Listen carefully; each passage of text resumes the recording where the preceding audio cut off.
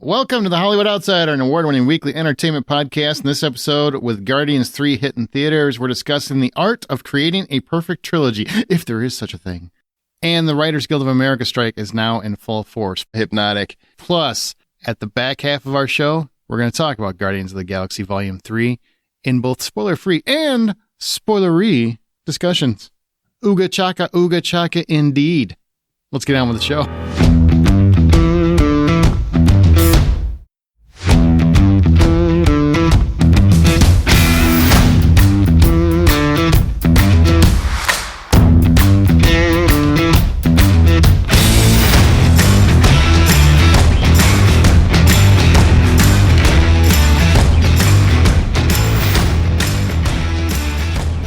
My name is Aaron Peterson. Joining me today are my fellow host, Troy Heinrichs.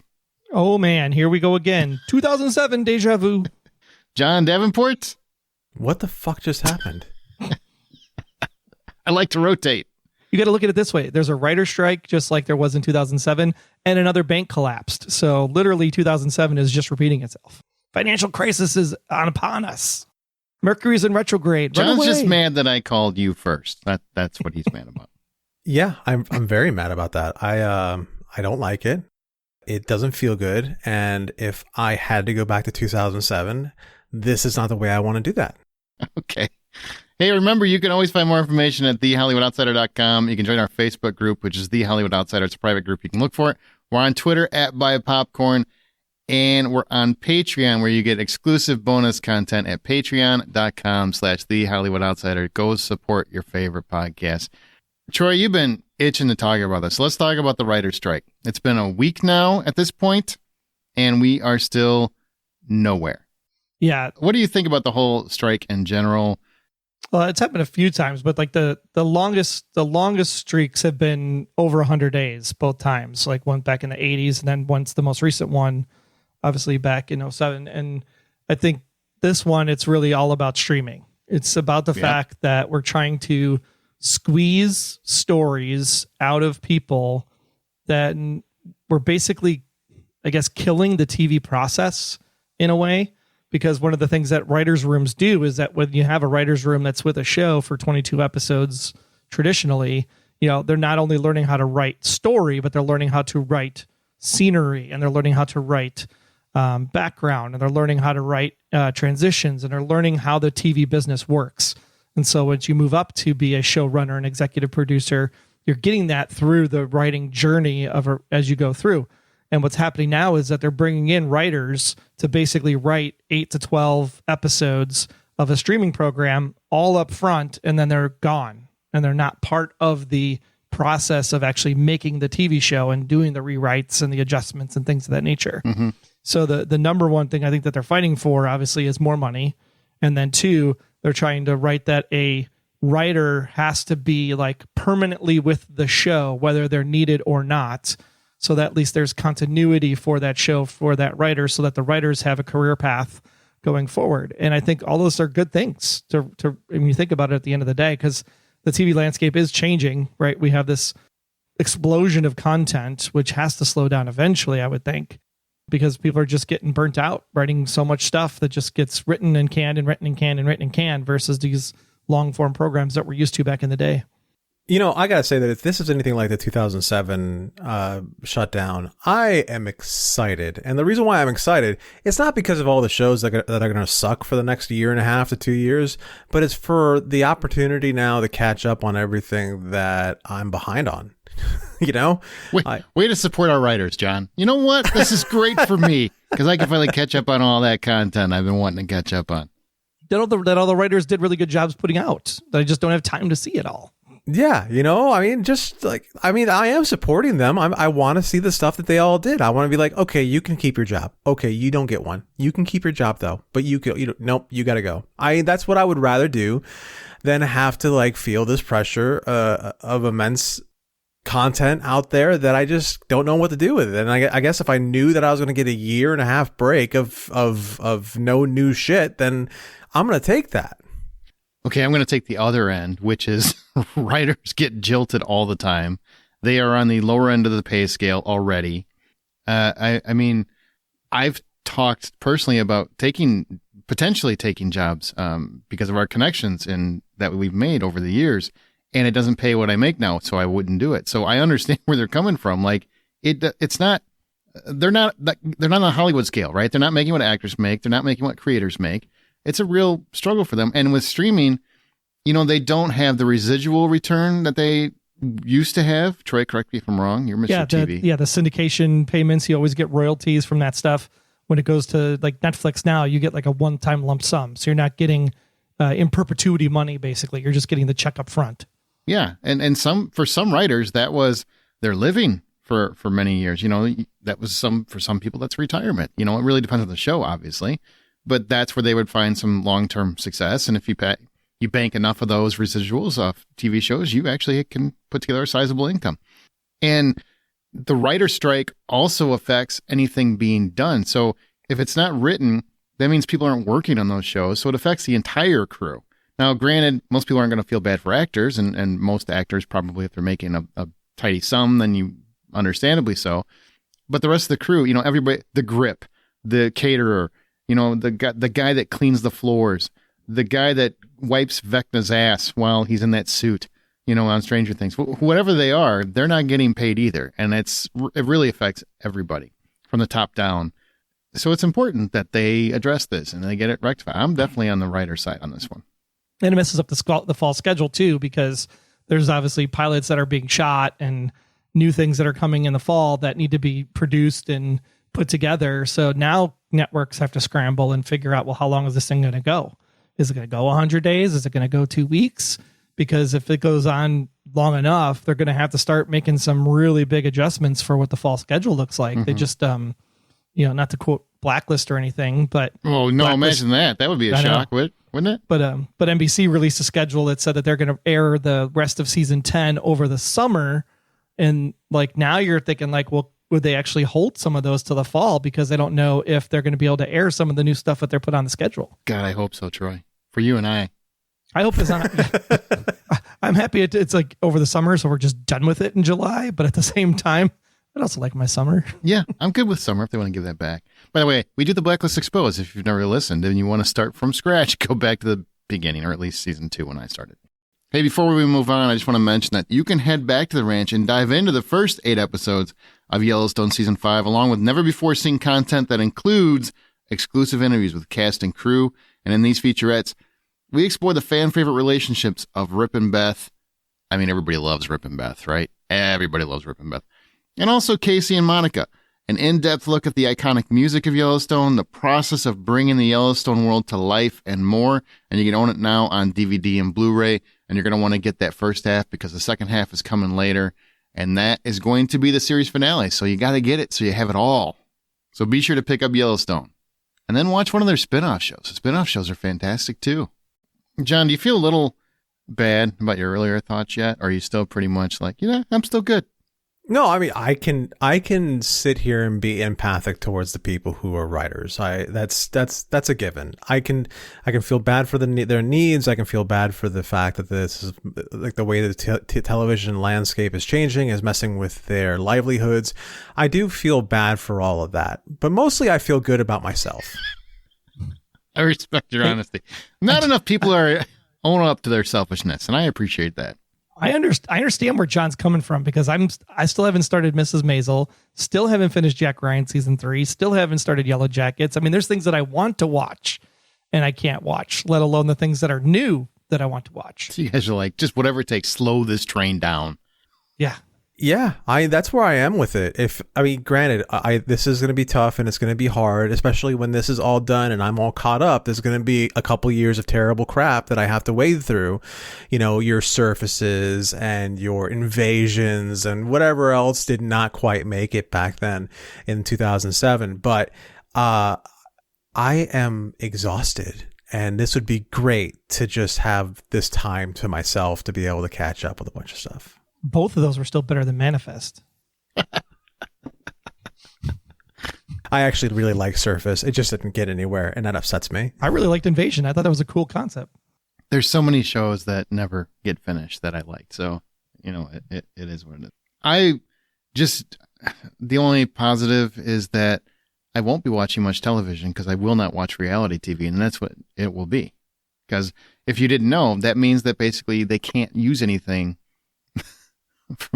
from anybody that's connected to the Writers Guild, which is most writers. So you won't be seeing much original content that hasn't already been written.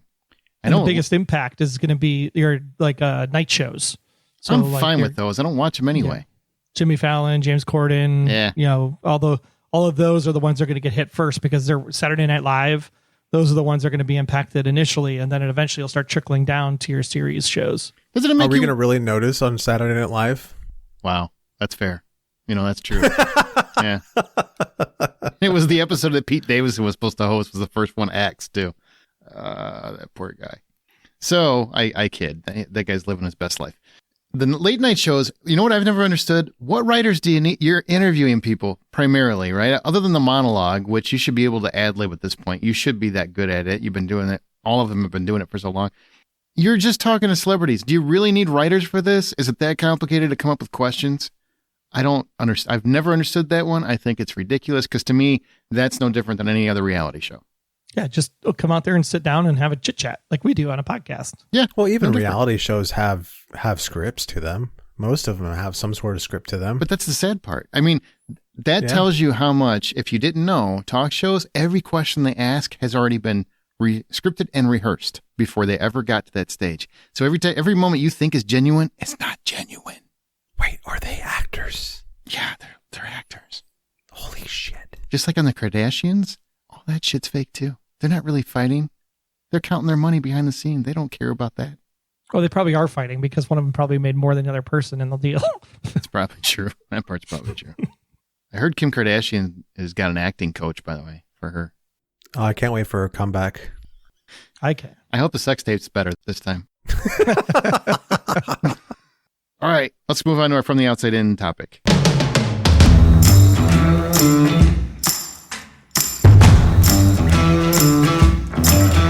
The art of the trilogy. So what we're talking about is because Guardians of the Galaxy Volume 3 has closed out what many are declaring as a near perfect trilogy. I don't know if that's accurate because at the moment of this recording, I have not seen Volume 3. I will have by the time you hear this, but at the moment of recording, I have not. So I can't say if it is or not.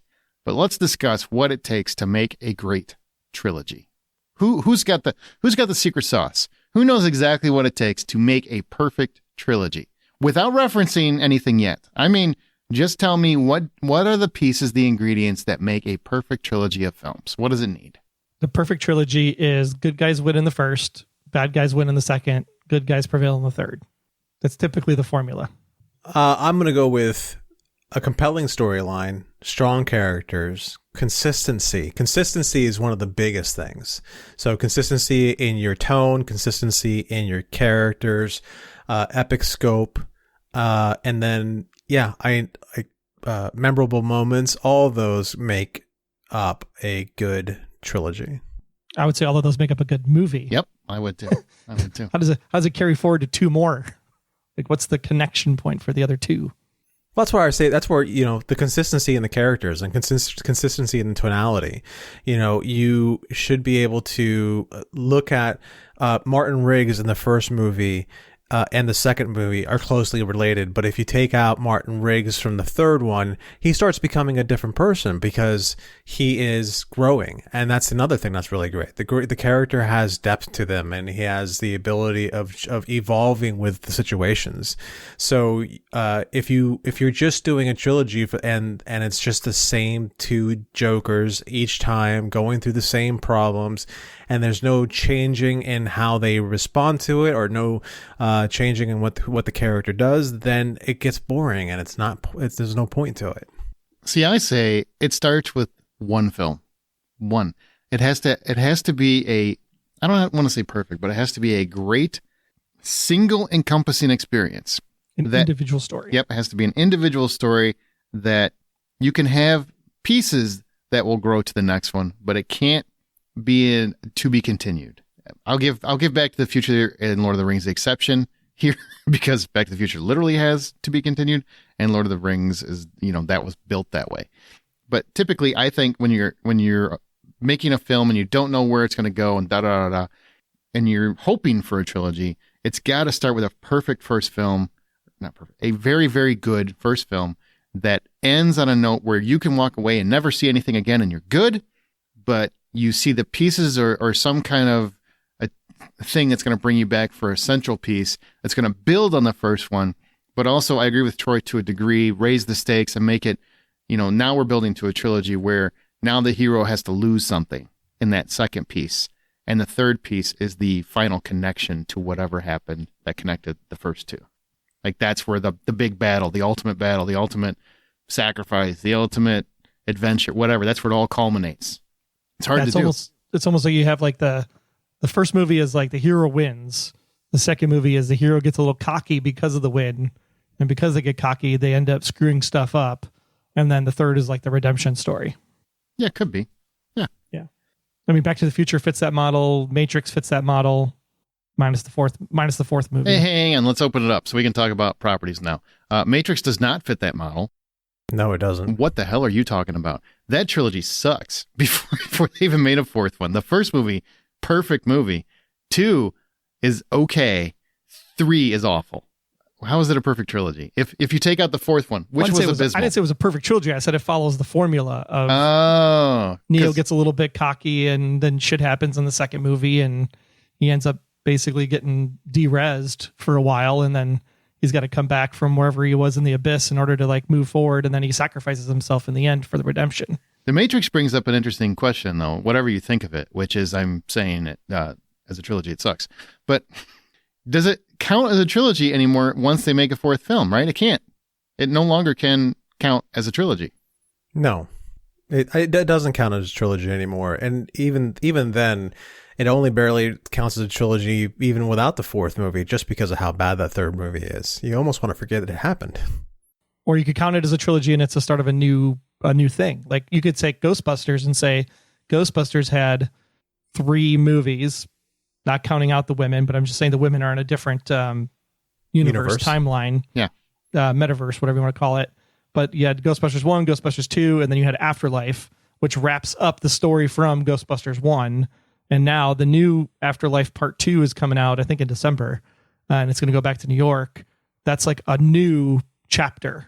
So you can have 4, 5, 6, 7, 8, 9. Like each Star Wars is independent. The 3 trilogies are the 3 trilogies independently. I think Afterlife has to be its own thing. It started its own thing. I don't consider that a trilogy. Yeah, Afterlife is different in tonality, different in scope. It's just a completely different story entirely. Just so similar characters are there in parts, but very, very minorly. Right. And you know what's sad is the more I thought about this while I was going through this topic and stuff, all the trilogies that have been ruined by having one more. They just had to have one more. The Last Crusade, as much as I'm looking forward to the next indie film, that's a perfect conclusion to that trilogy, that former trilogy. And Crystal Skull kind of it. I mean, why not end on the best line ever? You were named after the dog. That part's so much of a bummer. Matrix, I'll even throw this because I know a lot of people do love the Matrix trilogy, and I'm sorry that you haven't had medication to correct whatever that thinking is. But once that fourth one came out, that ruined it for a lot of people because they did have, for them, they had a great trilogy. And the fourth one, I don't know anyone that really liked that movie.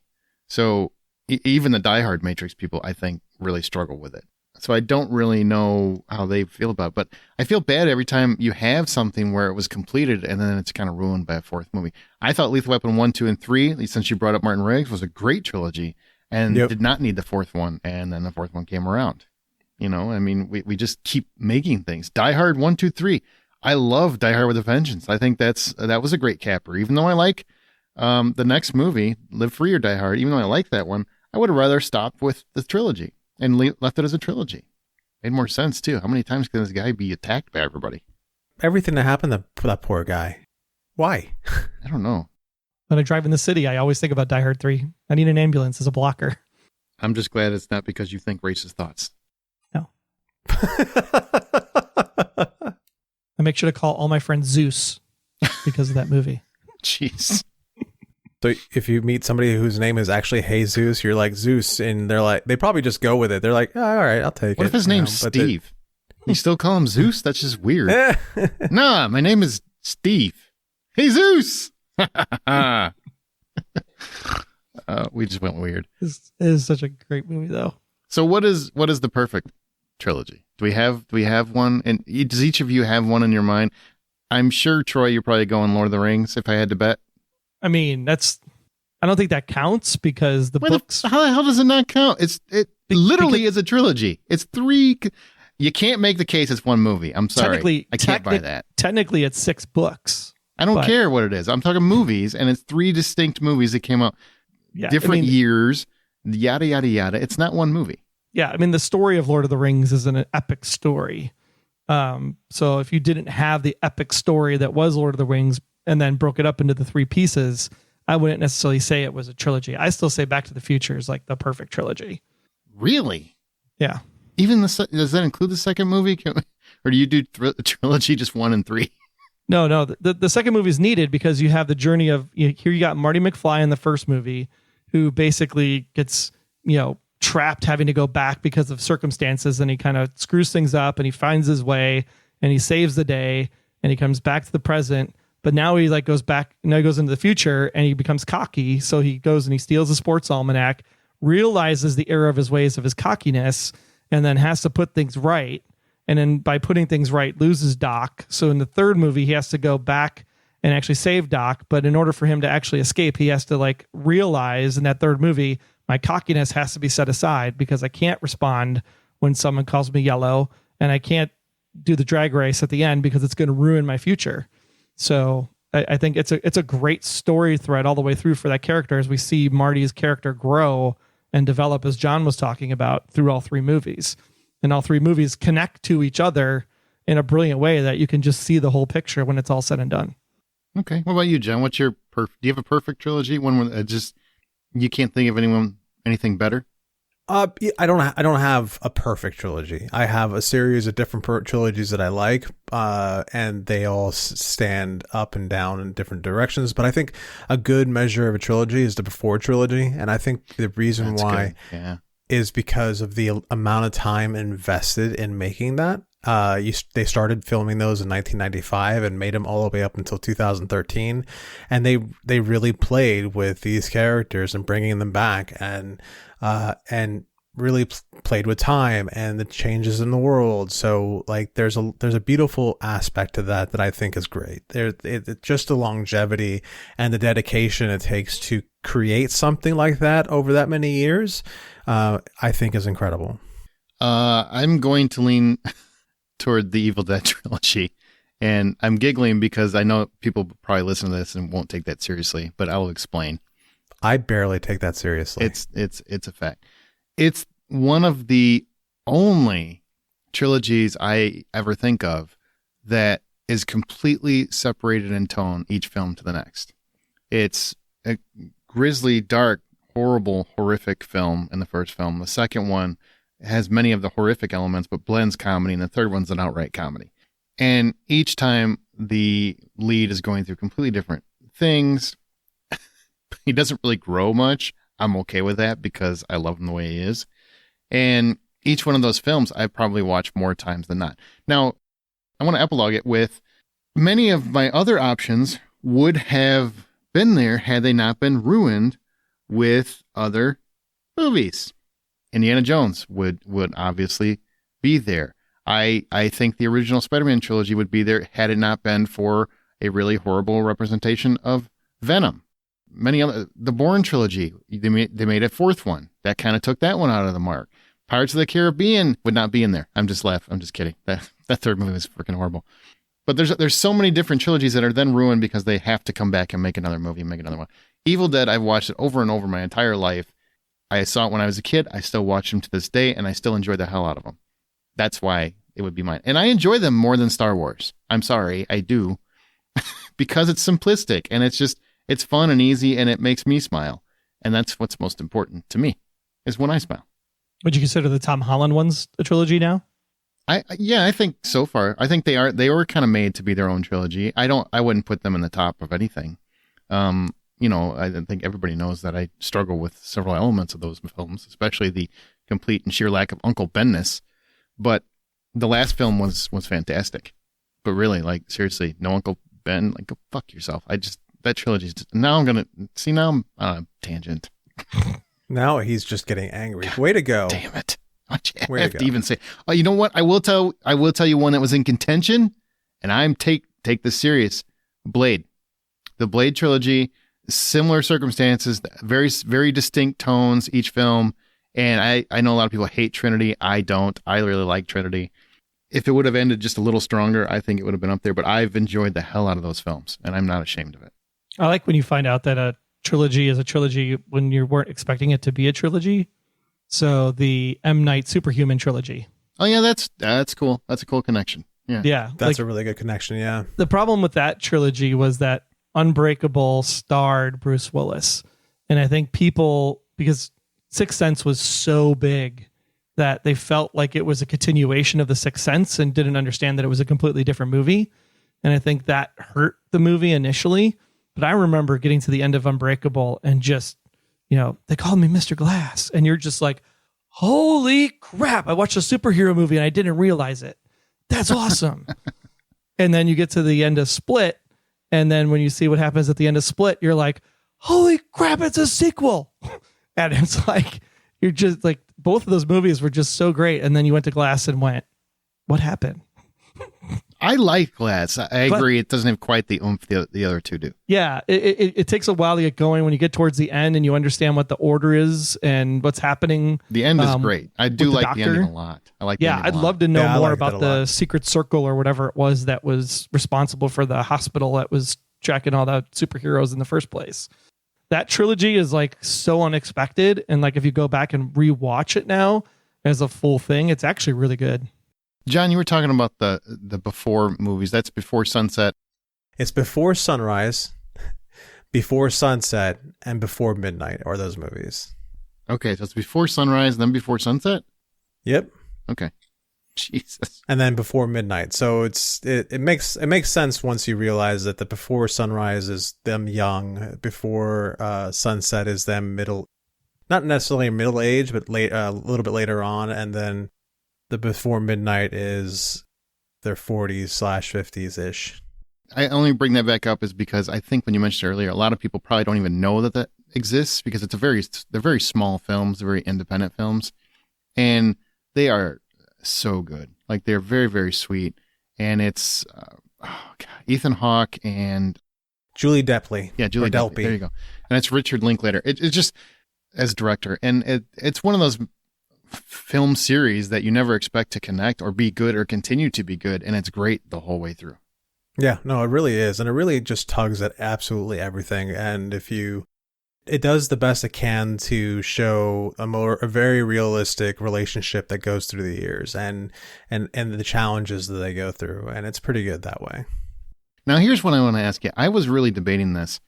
There's a trilogy that a lot of people say is perfect, and I just can't get there. And that's the Dark Knight trilogy. So you've got the first film, which I think is masterful. I really do. I remember when I first reviewed it, it was 10 out of 10. I thought it was a perfect reinvention of Batman. The Dark Knight is a better film than Batman Begins. I think it's one of the rare occasions of a perfect film. I don't think there's a flaw in that entire movie, my personal opinion. Can't think of one. And then you get the next one. And, it's The Dark Knight Rises, and I don't like most of the movie. Or not that that's not even fair. I can watch it. It's watchable. I don't dislike it, but there's so many things wrong with it that just don't fit the previous two films. Even though I think the characters still work. I like Anne Hathaway as Batwoman. Or Catwoman, sorry. Catwoman. Yeah, thank you. Catwoman. I really like Joseph Gordon-Levitt's character, basically the new Robin, if you will. And, how it concludes. I really love how it concludes. I love that whole thing with Michael Caine at the end and all of that. But for whatever reason, like that movie just feels like a movie Christopher Nolan had to make versus a completion of the trilogy that I was expecting. And it keeps me from saying that is a perfect trilogy because the first two movies are way too high a bar, I think. The third movie feels very textbook by the numbers. I'm actually going to agree with you on that because the thing they're trying to show through the first movie and the second movie is Batman being this guy who's got everything under control for the most part. First one is him learning the ropes, getting it under control, and becoming what we know as kind of Batman. And then the second one is him way in control and sacrificing his image to save somebody else's image, and just doing what he can to be the good person. And then the third one, he loses his money, and he's gonna limp. And I don't even mind the limp. The limp makes sense, but he loses his money. That's his superpower. It's weird. I don't like, he loses his money. He loses all his toys. He gave them up. He gave them up, and he has no infrastructure to repair them, to make them work when they break down, to fix a flat. He's got no money. He's like, thanks for leaving it to Mini Robin. God, what a dick.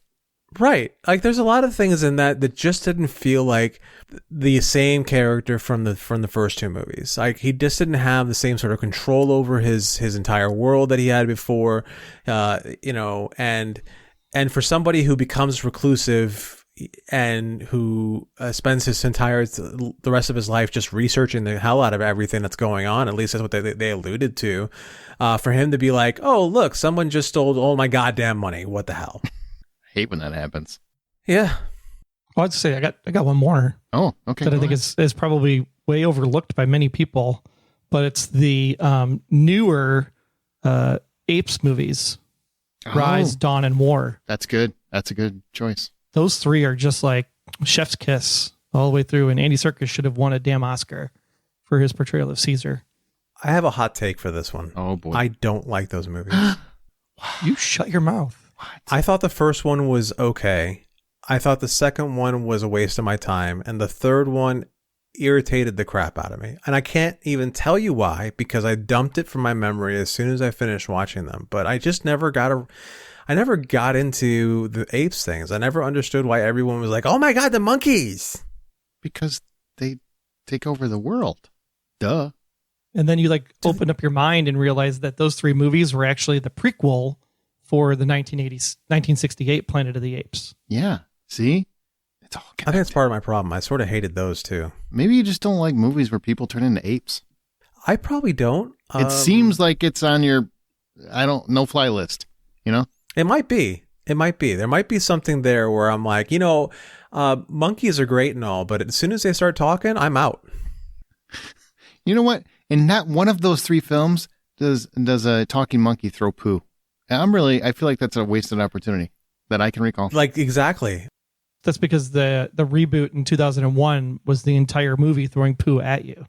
Okay, good point. Wow. I actually enjoyed that one, silly enough. He reached for that, but now he just figured really it out. John likes shitty movies because if you like that one, you like shitty movies. There was something about that Tim Burton one that really spoke to me. I don't know what it was. Jesus. That Tim Burton one was terrible. Yeah, it was a terrible movie and an awful ending. And Mark Wahlberg did not. Helena Bonham Carter as the monkey. Whew. You got John's got issues. problems that I don't even know what to say to that. I just want to move past it. Can we all agree that the original Star Wars trilogy 4, 5, and 6 is what we were referring to? That's pretty perfect by most standards. I think everybody. I mean, we could talk about it ad nauseum, but why do you think that one stands the test of time? I would say it's because the first movie stands completely by itself. The second one continues to build off what was there and leaves you with some dire straits. And then the third one completes that entire arc and you got the giant battle. Like, that feels like the perfect way to do a trilogy. And that's why all trilogies are measured to it. Well, yeah, if you ask anyone what was the hardest trilogy to watch or hardest movie to watch of any trilogy, it's Empire Strikes Back, because we lose. The good guys lose, or also because we get introduced to Boba Fett, and that makes me angry. But mostly because the good guys lose in that one. It's hard on the viewer because you're like, wait a minute, aren't the good guys supposed to win? And that's where you start developing that depth. That's where you start developing that engagement of the characters. And without Empire Strikes Back, Star Wars doesn't have the oomph that it has. That's Empire Strikes Back makes the entire trilogy. Yes, the first movie is a complete movie by itself, full stop. Return of the Jedi is a perfect little bow that has some problems. It's a perfect retcon. It retcons all the cool stakes from Empire Strikes Back. Han comes back, no problems. He's like, just takes about 10 minutes and he's back at it. And you've got Luke lost a hand. Now he's got a hand. All good. Even got a bitchin' glove on it. There's really, it retcons every cool steak that you're talking about from Empire. That's why I would argue it's not a perfect trilogy, because it retcons everything that was important that happens. Except that they set up the fact that when you're frozen in carbonite, you're not dead. Right. Like they actually talk about the procedure with Boba Fett in the chamber. Cool. It still retcons all. It retcons Luke and Leia making out. Retcons literally everything that happens in Empire. So everything you just talked about, John, that was very, very cool about Empire is retconned in Return of the Jedi. It's treated like it doesn't Luke matter. and Leia making out is so much better when you find out they're sisters or brother and sister. I think that's so much better because it makes it funnier. Because you go like, what? Yeah. Okay. Sister? What? Leia's my Dude, what? you made out with your sister. Do you really think George Lucas planned it that way? No, George Lucas didn't plan shit. Yeah. He was like, how can I make a bunch of toys at this point? Yeah, pretty much. Which is why he made 2 Ewok movies. All right, Troy, go ahead. What's trilogy question? Throw something at us.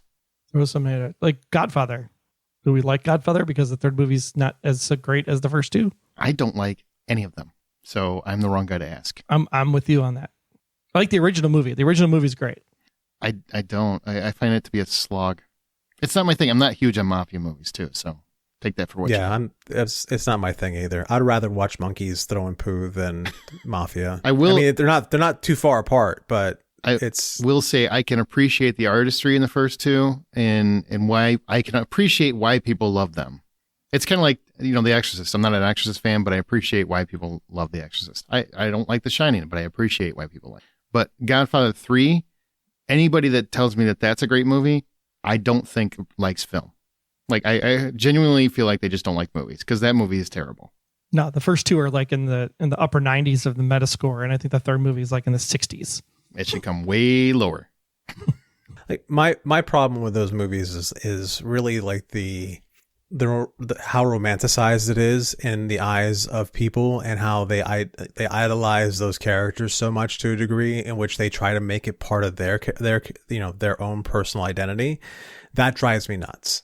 Be your own person. Don't sit there and idolize these people from a movie so much to the point where if you're walking around and I can see the character that you're trying to be, that makes me crazy. So you hate Comic-Con. There's a difference. Is there? You're walking around with a helmet of C-3PO and you're talking like R2D beep, beep, beep, beep when you're walking around. I don't know if that's different. If you're wearing a Chewbacca mask, I don't think that's different than talking like Guido. No, see, okay, so here's where the difference lies in. Again, if you sit there and make it part of your personality, I like this so much, I'm going to make this part of my personality, that's one thing. But if you're going to go to Comic-Con and get dressed up because you're going to go enjoy a good time and party with a bunch of people and just show off the artistry in which you creating your costume is, that's a completely different thing. But if you're walking around every single day like C-3PO or Chewbacca, you have a problem. What if you're walking around every day talking about Star Wars because you love it so much? That's fine. You can talk about it, but sitting there and trying to what kind of people are you talking about? Are you talking about like people that just go out and whack people because they like The Godfather so much, like they just straight up murder I'm talking strangers? about the guys who think. Yeah, I'm talking about the guys who think they're some badass Guido and just kind of strutting around like one of these characters from the Godfather. That's what I'm talking about. Okay, I've seen a lot of diehards. That's very similar in other genres, man. Lord of the Rings you're fans, right. Harry Potter There were 5 fans. of them. Yeah. If you're walking around, if some kid's walking around or some adult is walking around with a lightning bolt on their freaking forehead and it's Tuesday and they got to show up to work in about 5 minutes, but that lightning bolt is always going to be there, that's a problem. If they that got a kid's Chewbacca walking, suitcase, stuff like that. if they, well, hey, it's only a suitcase.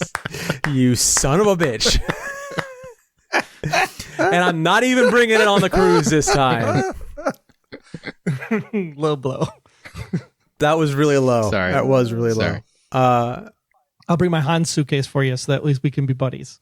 I mean, I could have gotten the Captain America suitcase too. That was an option when I was getting that suitcase. I just got the Chewbacca one because it's so much more subtle. Anyhow. Okay, Toy Story. Toy Story has the same problem with the 4th movie issue. It does. I hate you so much. Yeah, it does. Because, man, I tell you, the third movie, we're in that furnace. I'm on the edge of my seat. Like, just, they're going to die. They're going to kill the toys in front of all these kids. And then when that freaking ceiling opens up and the claw comes down, I stood up and I was just like, yes, that is the greatest thing I've ever seen in a movie. It was so good and like just so timed perfectly. And then they made the fourth movie and it like just erased all of that emotion. It was like, why? Yeah. I gotta be honest with you. And granted, I don't watch a ton of animated movies, but I love the Toy Story series. I never watched Toy Story 4 because I thought 3 ended too perfectly for me. Like I don't need more. I don't want more. I don't want to see it. And the thing is that 4 is actually really a good movie. It might be, but for me, I felt like it was completed. And I've already done the Crystal Skull moment. I'm not taking a chance on that. I'm good with the 3. So I'm not doing it. There's a song forming in my head where it's that, you got a friend in me, only it's Aaron going, I just need 3 or something like that. All I need is 3. You've got a friend in 3. It's percolating. It's moving around in there. You know what didn't need a trilogy though was The Hobbit. My God, right? No, Horrible. that was never supposed to be a trilogy. 2 movies. I don't know what they were thinking. Oh, 2 movies, but Warner Brothers was like, no, we need 3. Spot on impression. That's the Warner Brothers goblin. I just want to name off some people's thoughts on what a perfect trilogy was. The Ocean's films, 11, 12, and 13. What do you think?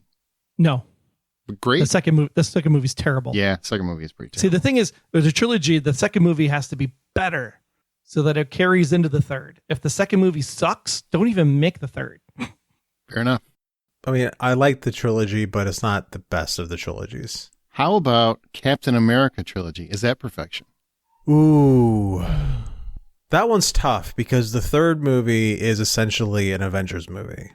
Yeah, because it's not a standalone Captain America movie. Yeah, I wonder about Captain America from this perspective. Does it count as a trilogy when you have Endgame and Infinity War? Like, that's what I wonder. Is that one really a trilogy? But then I guess that I said Spider-Man was a trilogy. So those movies, do they stand on their own? I guess.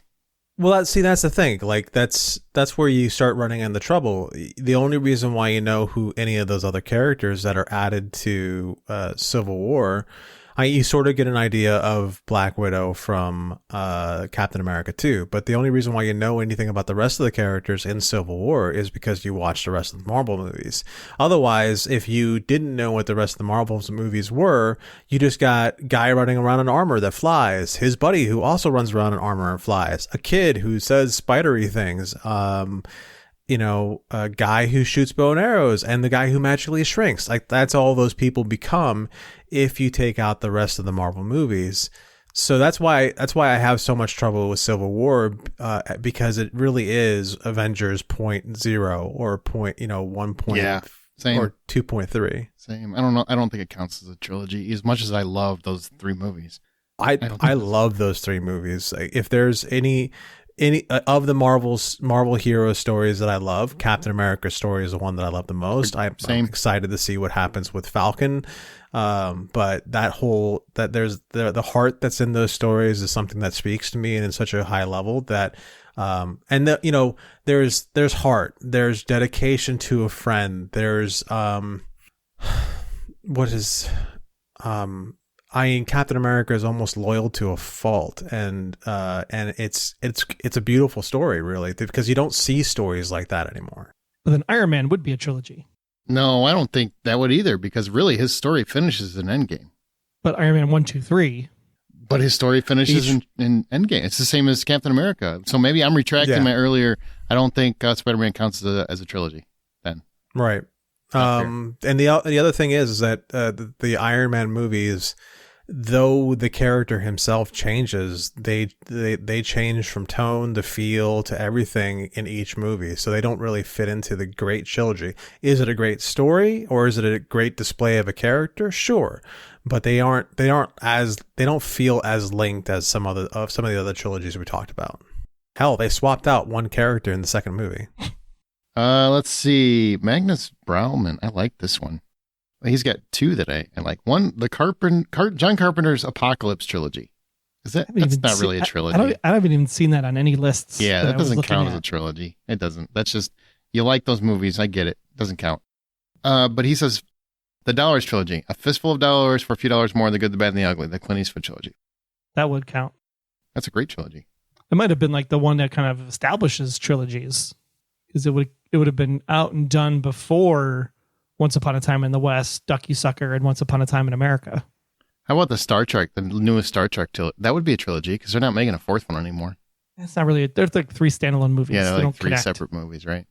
Yeah, they're only connected by the fact that the characters are jumping from one movie to the other, but they all three have a different feel to them. Fair enough. Well, speaking of Chris Pine, you can get Dungeons & Dragons Honor Among Thieves on digital today. Chris Pine and Michelle Rodriguez star in this hilarious and action-packed adventure where a band of unlikely heroes must undertake an epic heist to retrieve a lost relic. You can buy or rent Dungeons & Dragons Honor Among Thieves on digital today. It's rated PG-13 from Paramount Pictures, and I have to say, we've talked this up a lot. We saw it at South by Southwest. Amanda and I both did. Still, I expect at the end of this year going to be one of my favorite films of the year. Absolutely love it. I love this movie. Such a great time. Loved it so much. So good. I know we're going to get a TV show, but it's probably not going to be the same cast. This is worth buying to me. Like, I don't buy many movies anymore. This is worth buying to me. Yeah, this one's got to go in the physical library so you can pull it out in case you can't watch it anywhere. Plus, this is the most Chris Pine has been in a long time. I hope people buy this and it somehow gets itself pushed forward by the home viewing, because really, like, this is one of those movies that it could change the landscape of movies just by telling these kinds of stories that aren't related to everything else we have that way too much of. This is the kind of thing I want a trilogy of. Yeah. Right. Yeah, for sure. Now, actually, interesting question for you.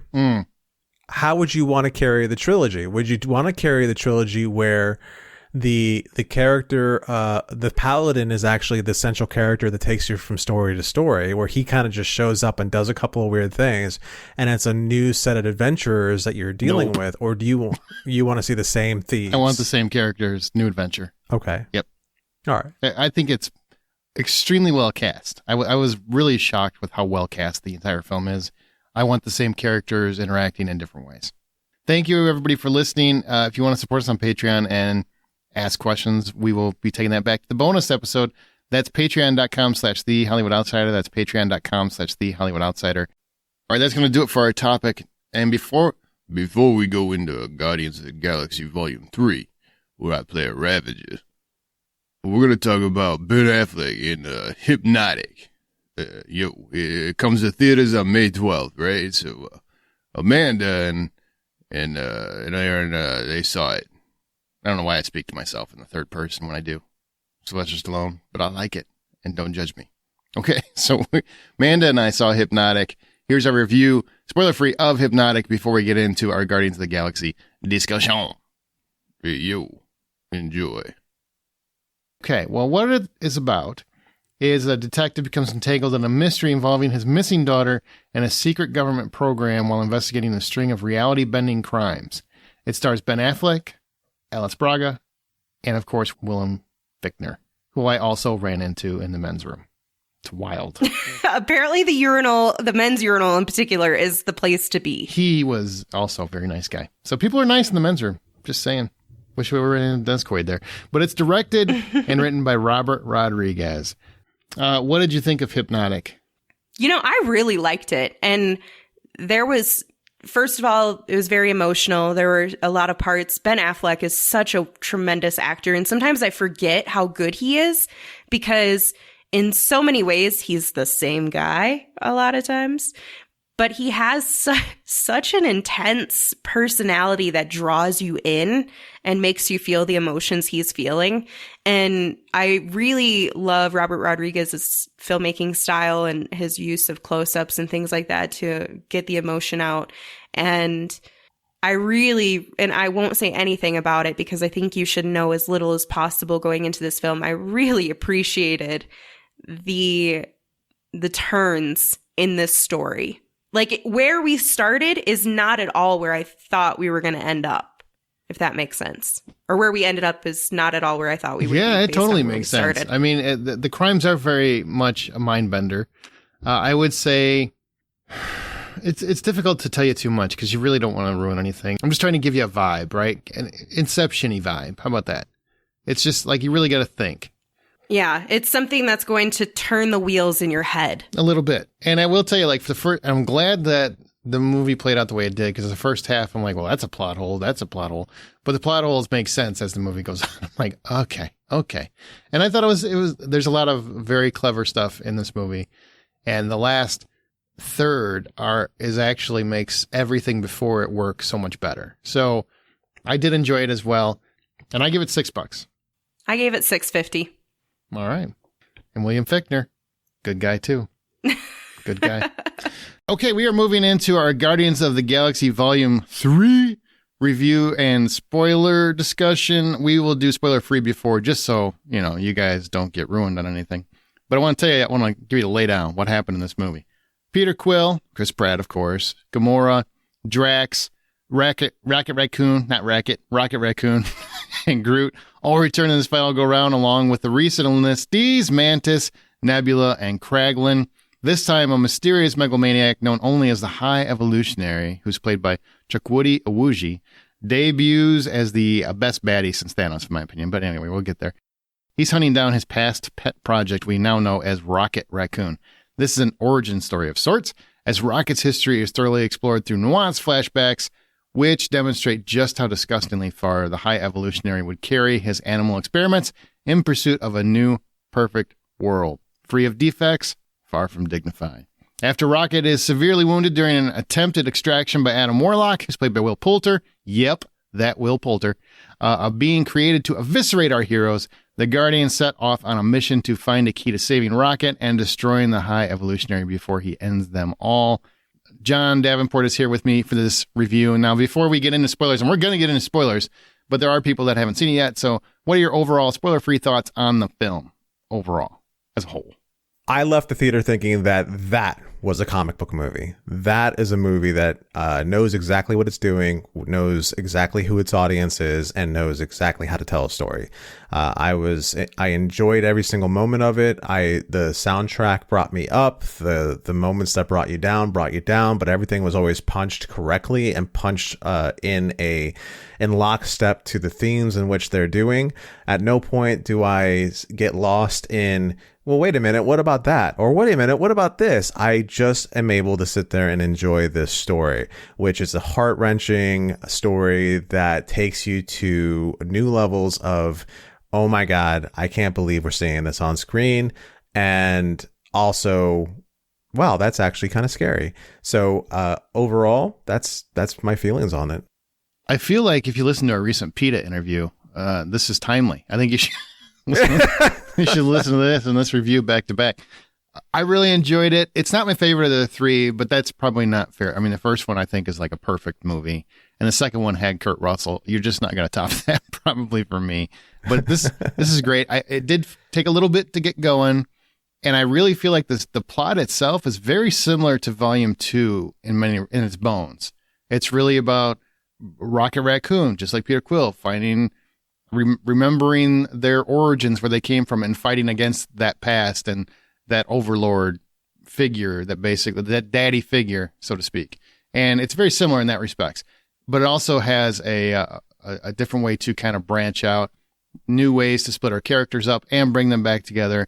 And we get a really sweet conclusion for every character's journey in their own respects. I think it's very, very well done in terms of that. I do want to kind of follow up before we give scores and go into the spoilers. Do you think it was the right answer bringing James Gunn back to finish this out? Because I agree with you. Playlist, very eclectic, and it really rocks this time. I mean, it's probably my favorite playlist of all the three. There's a lot of weirdness in this one. I mean, there's a whole planet that's basically an organism that is just... I couldn't imagine any other director bringing that to light, honestly. So what do you think? Do you feel like, yeah, you had to have James Gunn to make this work? Yeah, I don't think there's any other way to make this work without James Gunn, because he has a way to commit to the weirdness, but also solidifying it in a way that people will appreciate it, like it, and move on with it. It sort of has this tongue-in-cheek kind of feel to it, and a little bit of a wink and a nod to the fans as well as to the audience, being like, this is a movie. Remember, this is a movie. You're suspending a lot of disbelief with this, and he does it in a way that I don't see a lot of directors trying to do anymore. Yeah, I mean, he's got a very specific vision. There's not many directors, I would say, these days where their name is attached and I'm going to go check it out. He's one of them. You know, no matter what happens with DC, he's still a director I will follow. He'll even get me to get excited about the Superman Legacy movie, even though I really would prefer Henry Cavill was there. I have no doubt he'll bring something new and unique to it. Yeah, I feel the same way about it. I'm heartbroken about all the different changes and all that when it comes to DC, but it's James Gunn. I don't think there has been a movie that he's done that I didn't appreciate for one reason or another, and I think he's going to be able to do something good. My opinion of him on a personal level is interesting because I know his tweets are super weird, and I don't take that away. Like, those were really weird. But when a guy has continuous friendships for many, many years, and he's putting Nathan Fillion still in movies.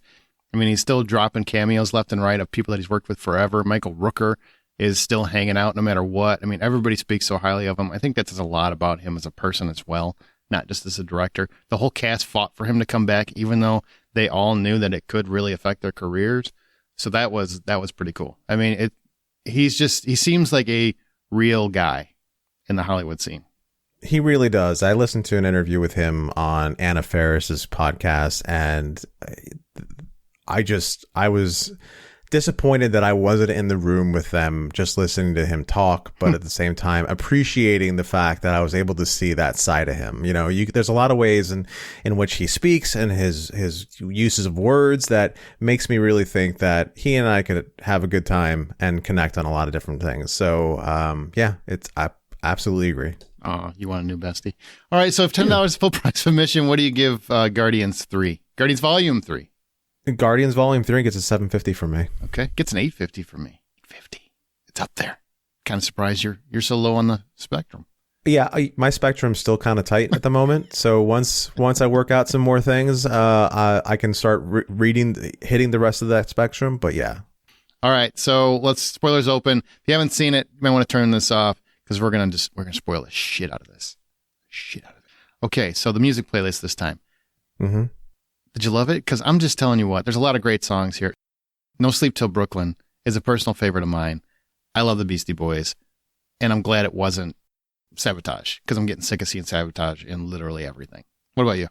Yeah, I'm tired of seeing Sabotage and everything, but there's no single song that I sat there and really loved, except for I loved at the very end when they used Florence and the Machine for that very, very end moment where everyone's kind of having their feelings out there. That was really pretty. I really enjoyed the dance routine that everyone started doing. But the whole playlist across the board is something that is like, oh, well, this knows what my DNA is. Yeah, and got Creep. Creep is one of those songs where I feel like it's way too overused. I feel like it's way too overused, but it works great here. And when it first started playing, I'll be perfectly honest, I was irritated because all I could think was, God, I've seen this in 20 movies and 40 TV shows in the last decade. Like, it's always the reference point of some oddity in a show or a movie. So I was kind of tired of it, but it really works because it's really about telling the story. And he does use the music for that, which many directors think they're doing and do not do very well. No, they really don't. There's very few directors who know how to play with their soundtracks. James Gunn's one, Quentin Tarantino's another, Baby Driver. Maybe Jordan Peele. Jordan Peele, okay. Baby Driver director? It's Edgar Wright, right? Yes. Yeah, that's about it. Yeah, those are about the only people I can think of who know how to really play, use the songs of an era and weave it through something to a degree in which it punches the scenes up or brings them back down again. It recenters the viewers. It's just incredible the way these guys can do that. What about the weirdness? Do you like the weirdness in these movies? Because you got to admit, each movie gets weirder. I mean, the last one, his dad was a planet. That's fucked up. And then you got this one where you've got animal experiments, you've got animal cruelty, you've got animals with robot arms. You've got the high evolutionary. You've got people with animal heads. You've got the planet that looks like a vagina, if we're being honest. And what do you think? You like the weirdness? I'm trying to remember the planet now and be like, oh wait, is that what a vagina? It looks like a vagina, man. I don't know if they were designing it going, all right, it's either going to be a butthole or a vagina. We got to go with one of these two. It's got to be something like that. Well, everything about the planet was kind of like a butthole thing to it too. Anyhow, so the weirdness to it, I'm trying to justify some of it just by going, this is kind of what Marvel did when it came to its space stuff. They wanted to be able to experiment with all these different ideas, but also keep it safe for those people who are like, I don't want to go into space. I just want to stay with our Earth heroes. And so this is kind of like everything about what Marvel did. They played with the ideas of what's out there, how worlds are going to work. Is it really any different than what we've experienced from Quantumania and everything and the weirdness we saw in Quantumania? I don't think so. It actually just punches it up even more. I do. I think Quantumania was trying too hard. Every scene felt like it was trying too hard. This all feels natural. And okay, you're fair. Yeah, this is just the world that they live in, And yeah. Quantumania, I just felt like, hey, what more can we throw at the screen? That's all I felt like that whole movie. How much more can we throw? And I think James Gunn's like, I have a very specific idea. It's going to be a vagina. And it's going to be a planet. And Nathan Fillion's going to live on it because, of course, he'd live inside the vagina butthole. I'm pretty sure there's a lot of stories about Nathan Fillion living in very many vaginas. By the way, it was fun seeing him actually show his face because he's actually been, I think, in the other two movies too, like his motion capture and whatnot, CGI. Yeah, he's done voices and whatnot, I think, for the other ones, and it was fun seeing his face, and that whole bit about, oh, you have an idiot, I have an idiot too. I've got one of those too. I got one of those. Boss's son, boss's brother, whatever it was. Aaron's sitting there going, yeah, so do I. His name's John. Did not. And it was really cool seeing Peacemaker people. I mean, obviously his wife was Jennifer Holland is her name. Yes. She was in the film. You've got Ratcatcher's in the film Ratcatcher's in the film, which I didn't recognize her right away. Yep. Chuck, who he goes by Chuck Woody. Yeah. He's in the film and he's a bad guy in Peacemaker as well. So, or no. Yeah. No, he's not. No, he's not. He's actually kind of on the team, right? Yeah. It's been a while since I saw Peacemaker. So he's got all these wonderful little cameos of people that he's worked with in the past. We even got Rooker for a second. We got Rooker back. For a hot second, we got Rooker for a second, and that was good. Made my heart. It's I go and I look through the IMDb on this movie, and it's like, yep, seen them in one of his movies, seen them in several of his movies, seen him and a lot of other stuff that James Gunn. He honestly goes through things and brings his entourage of friends and family to throw into movies, and that's not a bad thing. Like Kevin Smith does the exact same thing, and well, okay, so that's not necessarily a good thing. He's Kevin Smith, but with more talent and a better writing ability and a bigger budget. Wow. I'll say Kevin Smith with a bigger budget and less weed. That probably makes a big difference, yeah. Right. Kevin Smith just quit weed, so maybe his next movie would be awesome. Maybe. Like Clerks 3 made me cry, and Red State was still pretty awesome, and the first half of the Walrus movie, Tusks, was great, so... The first half. And then the Tusk part came out. The right. less said about that, the better. Okay, let's talk about Rocket, because Rocket is really the story here. Now, James Gunn has said a lot about how this was always his envisioned story, is if he got to tell it, he wanted to tell Rocket's story, because to him, Rocket is the character that is most like him. His brother said the same thing, that Rocket Raccoon is very similar to him in that, he kind of was a weirdo as a kid, and people really didn't want to surround themselves with him, and he just felt like a loner, felt like a creep, so to speak. So I'm sure that song also is very personal to him. So this is it's very personal in that respect. But we got to talk about Rocket Raccoon because we finally get his backstory. It's pretty horrible. I think it's probably what we imagined, right? I don't feel it's not that far off from what I imagined his backstory to be, based on what we've seen in previous movies. it's exactly what you would expect it to be. And considering the kind of work that they've always hinted at when it came to what Rocket has had done to him, and the fact that he is as spiky of a little guy as he is, you get this feeling that he definitely went through a nightmare to get to where he is now. And they talk a lot about, especially in Guardians 2, there was those moments when he had with Yondu, where Yondu is calling him out for everything that he is, and letting him know that he's got a family now, and he can start acting as if he's got a family now, as opposed to what he had been. And now we see exactly why he was doing what he did, because he had a family, and he's just kept people away from him because it was his way of keeping them safe, though he may not have realized it. The only one he let in was a tree that was nearly indestructible. And could barely speak. Right. Although everybody seems to understand the tree after a while, which I thought was a fabulous ad. Yeah. And also Vin Diesel did an interview and said that he has a secret script where James Gunn actually writes out what he's supposed to say so that he can act out the I am Groots. True story. Weird story? True story. Anyway, we'll come back to Groot. Yeah, that's weird. Yeah, that's weird. Bradley Cooper's voice. And also, I want to mention Sean Gunn, who's also Kraglin in the movie. He does motion capture, and he also does the baby voice for Rocket. But anyway, it's mostly Bradley Cooper's voice mixed with the CGI of Rocket. I have to say, the most impressive animated character, I think, in the history of film thus far, and I'm including Gollum in that. I get so surprised every time I watch a Guardians movie how enamored I am with Rocket Raccoon, and I don't find any mistakes, and it's completely CGI. Like, it's amazing to me because I should be seeing a little uncanny valley like we've talked about before, but I never see it with Rocket. Never.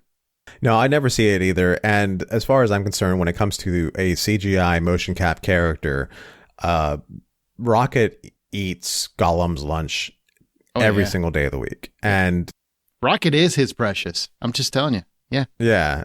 Not only just Gollum's, but the apes. The apes got nothing on Rocket either. I agree. There's just something about the way they're doing Rocket and the money they're throwing at that character to make him so believable that if until I actually see the fact that he is not a real thing, I sort of want to believe that he's a real thing. There's a bipedal badger running around with a gun, and it's crazy because bipedal or bipolar? Bipedal. Okay, I'm just making sure I had it right. Yeah, no, bipedal, as in he walks upright in 2 feet. Okay, gotcha. Gotcha. Well, I mean, bipolar made more sense to me, so I'm just like, okay. Well, bipolar, that's obvious. He's a raccoon. He's going to have some bipolar to him, but it's more about the fact that he is he walks like a person, talks like a person, moves like a person, does everything like a person. And Bradley Cooper's voice astonishes me in every movie because I keep forgetting it's Bradley Cooper. Yeah. And you shouldn't, because this is a guy I love. I love Bradley Cooper. I know his voice. I know his acting. I just know Bradley Cooper.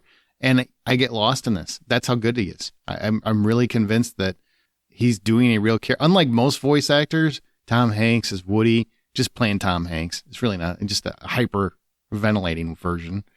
Most voice acting sounds just like the actor. This sounds like an actor acting. Yeah, that's what the incredible side of this is that the voice does get lost in the character, and that's a good thing. Yes, you're right. Tom Hanks is Woody. You realize you're listening to Tom Hanks talk, and then a CGI character move around. Genie in the Aladdin. You know that you're listening to Robin Williams, and he is playing this big blue thing.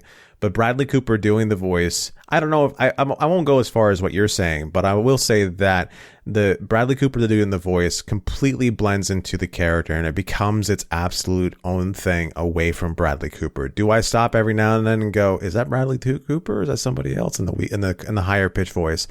Yes, but it goes away really fast. Well, I love this arc. I love getting this backstory. Rocket is a very tragic character in the universe, and it's nice to see his journey, and I'm so glad they didn't do something like kill him. Love seeing him have his little family and how he lost his family, so we get that and we got a real surprise. Like, I didn't expect Lila to get shot the way that she did. And she's voiced by Linda Cardellini, by the way. I don't know if you knew that. I knew that. Yeah. I knew her voice right away. Really? I did not. Yeah. I kept trying to pick. I'm like, I know that voice. I know it. And I couldn't figure it out until the end credits. And oh, there it is. There she is. It's kind of weird. So that's Marvel crossbreeding, which means Bradley Cooper can still be in a Marvel movie. Yeah. Just saying. That's true. Just saying. But I love, and my favorite part, I think, is, and I figured it out pretty quick. As soon as I saw Rocket jump at the High Evolutionary and claw his face, I just thought, oh, he's got one of those Mission Impossible masks. That's what's going on now. Stopped by the Tom Cruise store, picked up a mask because he's got no face, and lo and behold, got no face. That was awesome. That was a horrific moment to watch. It was like all of that moment was just like, yeah, well staged, man. Well staged. Because I'm like, how's Rocket going to get out of this one? I didn't expect he was going to land on a face and claw the shit out of it. That's not where I saw this going. Okay, so how about the High Evolutionary? Let's move on to this guy. So you saw him in Peacemaker. I've seen several interviews. James Gunn very much loves Chuck Woody, the actor here, and I'm curious what you think in terms of his performance. I kind of alluded to it earlier and it's Chukwudi Iwuji. I hope I said that right. What do you think about his performance? He's very good in Peacemaker. I think he's the darkest villain that they've had in Marvel since Thanos. Personally, that includes Kang. Sorry. I am 100% behind you as far as the level of villainy of this character. Chuck Woody is great. Every time I've seen him since Peacemaker, I've been like, I want to see him in more things. And I just went down a rabbit hole with his IMDb, and I realized there's a couple things I actually saw him in. It's funny, he and Karen Gillian were on 2 episodes of Doctor Who together. Wild. Yeah, it's pretty wild. And it's funny because I just watched an interview with her where she was talking about how she forgot that he was in that episode with her. And she actually her character talked to his character in the show. So I want to see him as an actor show up in more places for sure, because he has this great intensity and this, as well as this way of keeping it all bottled up in the way that, he can blow up at any moment. But also he has this serenity to him, which makes him makes him play with range so much. And I think that Chuck Woody just deserves to be in more things. The High Evolutionary is my one gripe of this whole thing. Really? Why? And I'll tell you why. It's not because of what we saw. I hope you will, because I said why with the question mark. Yeah, you're right. You asked me a question. It's not because of what we saw in the movie. Okay. It has a lot more to do with what I know of him as a character. So what we saw in the movie was... This is a nerd problem we're going to have? This is a nerd problem. Okay. So when you say that he's probably one of the best villains since Thanos, I 100% agree. When you say that he is probably better than Kang, I 100% agree. Do I think that he has the chops to be the next big bad for Marvel? Yes. Absolutely. He can actually, if they just decided to stop with the Kang thing right now and move forward with the High Evolutionary, they can totally get away with it, because Chuck Woody can carry that character to make him a disaster to everybody else. The powers of the High Evolutionary were not as on show with this as they should have been, because he is a super big bad on the level of Thanos for sure. As far as Marvel's concerned, he's just not as interesting as Kang maybe, or as whatever else as anybody else they can probably pull out. Now, does that mean that did we actually see him die for sure? No, we didn't really see him die for sure. We did not. We definitely did not see him die. They actually let him live. Yeah. They kind of just let him live on the exploding ship. Okay, so does that mean we can possibly see him down the road? If they know what's good for them, that would actually solve one of the problems that Marvel has right now, I think. If allegedly, we don't know what's going on with the whole Jonathan Majors thing, but allegedly, right. So I think him as a villain would be so much better, because even would make it even more impactful is that what we saw was version 1.0 of the High Evolutionary, and he evolves into we start seeing hints of him evolving into something bigger, where he ultimately becomes the big bad of the universe, like Thanos was. I'm in. He's such a good actor. I mean, he really is. He does that great thing where he goes from zero to insane. Yes, and I love that, where it's just an escalating wildness that he has. Yes, it's so well done.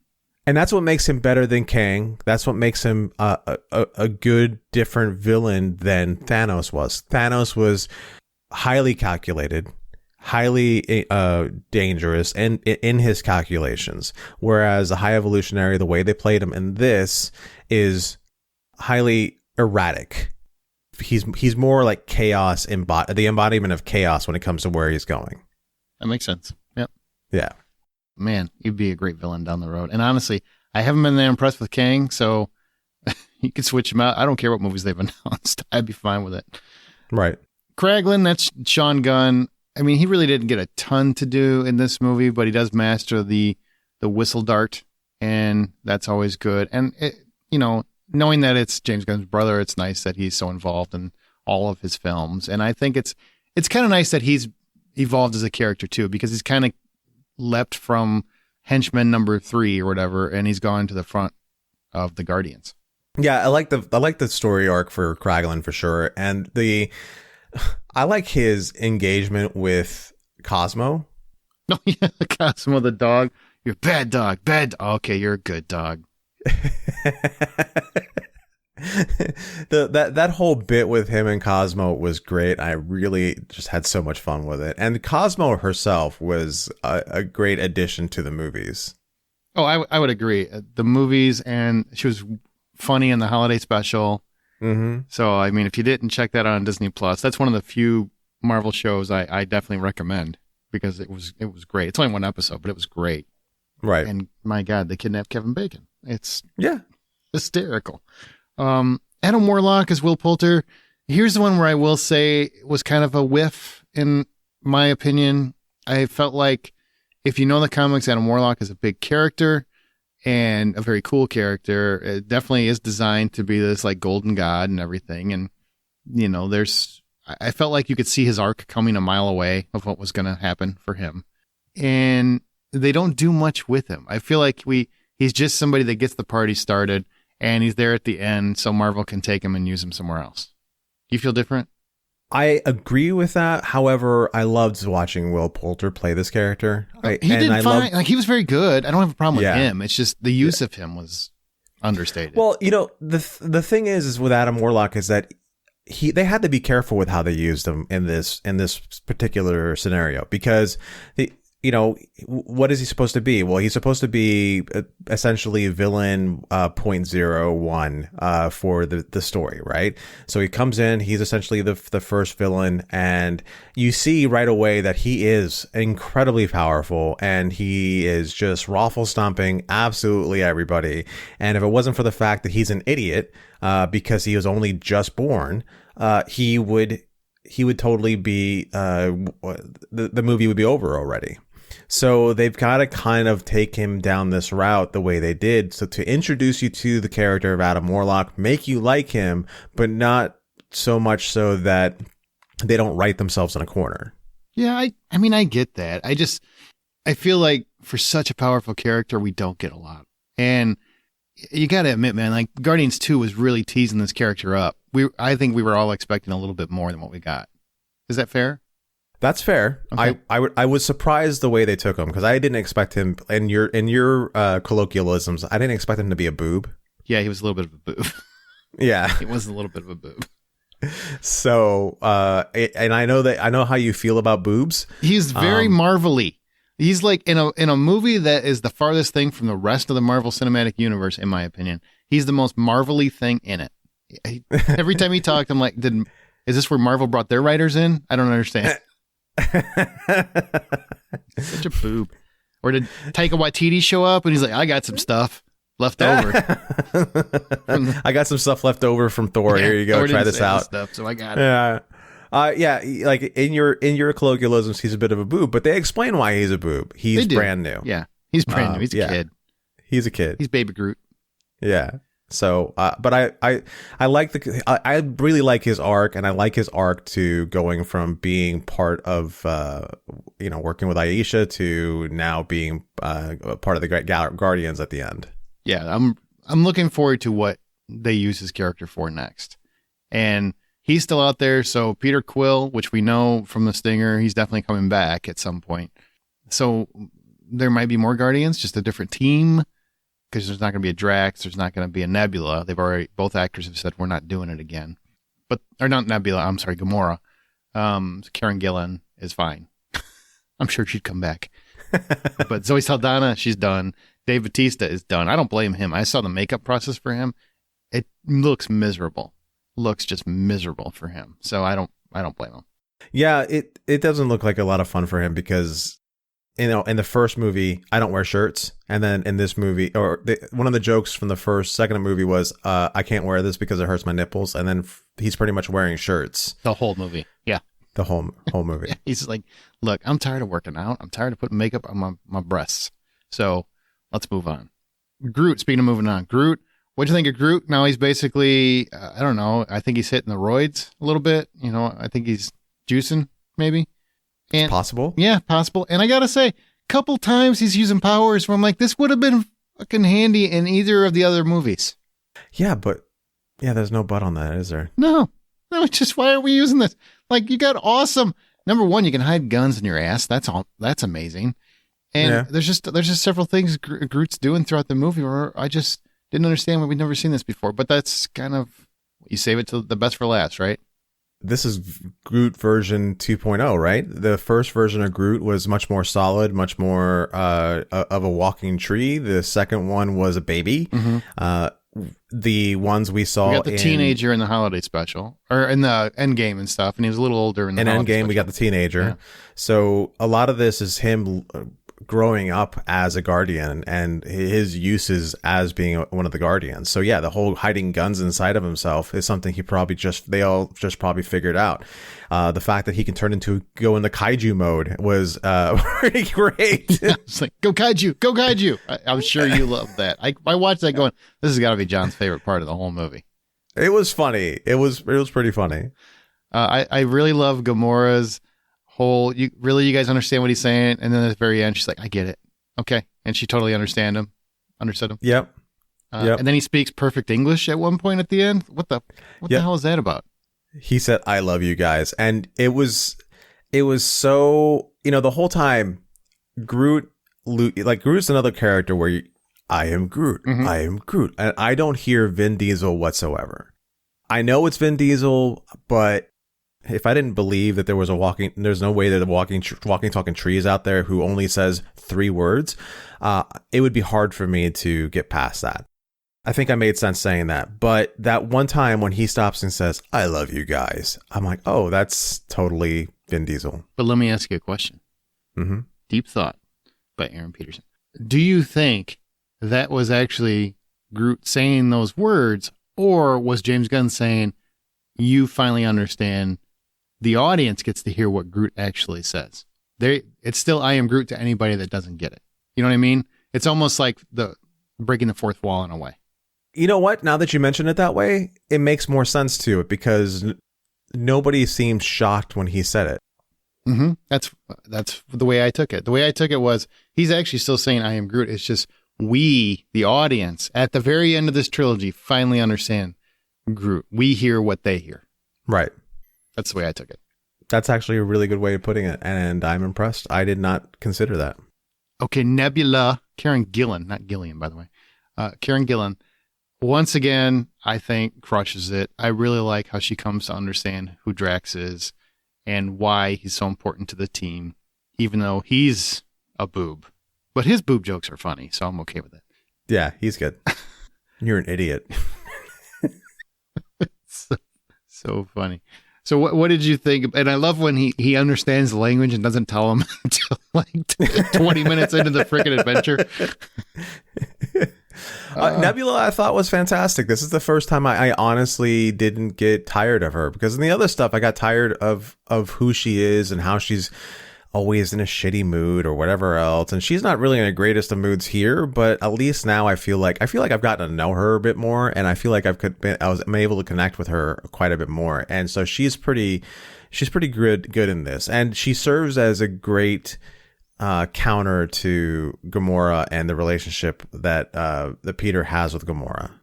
Yes, she does. And she's really come into her own. She's very much a leader. She's very much a guardian. She's very much she just really has come into her own. I really, really do like what she's done with the character, what Kieran Gillen's done with the character, and really it's really hard to make a character that sucks, like it's a villain in the first movie, and go full-fledged into hero mode by the third one.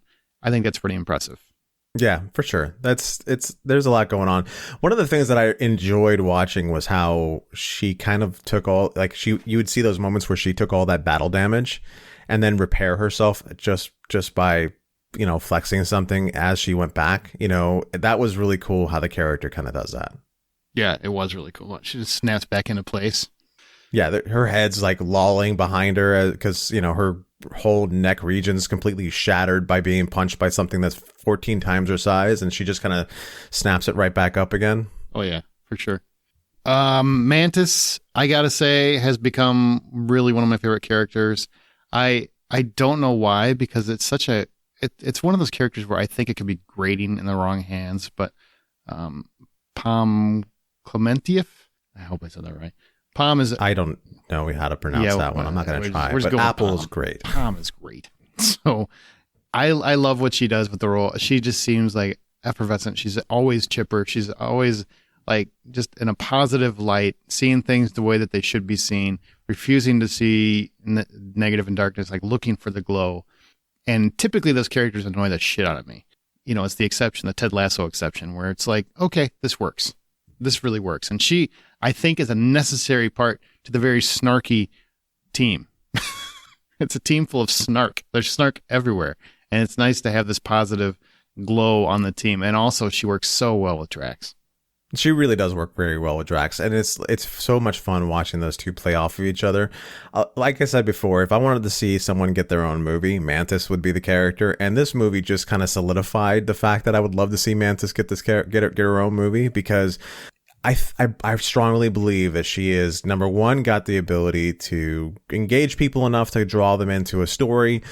You kind of got a hint about how much of a nightmare she can be from the Volume 2 and from the holiday special. But in this movie, you really get an idea of what she is capable of. I mean, she got some of those battery monsters to start following around like puppy dogs. She did. The battery monsters. They eat batteries. That's what she said. They eat batteries. So why would they go after her? And then she kind of, does that whole touchy thing with them. And all of a sudden, these giant scary, because the first time we see those battery monsters is in the second movie, when the whole team is spending a good 5 minutes fighting one. It was the same thing, wasn't it? Yes, it was. Total brain fart. That whole dance scene where Baby Groot's dancing around. Yep. I was trying to picture. I'm like, I feel like I've seen this before. Is this a Star Wars thing? Did I see it in Star Wars? Where did I see this? I totally spaced it out. Mm-hmm. Literally spaced it out. Way to go. Yeah, I'm gonna let you have that one. Thanks. But I love Mantis, and it's I love Mantis. A character I just didn't like at first. I didn't really care for it at first in Volume 2. Really grew on me, and the holiday special really grew on me even more when they kidnapped Kevin Bacon. It's a delight, and it just keeps going here. I hope she continues in Star Wars. I hope she continues in Marvel, wherever Marvel goes. Right. This movie might single-handedly save the cinematic universe. That would be great. Drax. What about Dave Bautista? This is his last go at it. He says, I ain't doing no more. I'm done. What do you think? He's earned it. And the fact that he may say that he's not going to do it anymore. He's done. And that's his right. I don't blame him. But at the same time, it's not like he's talking about how much he hates the role or anything else like that. He realizes this role is what changed his life to what it is now.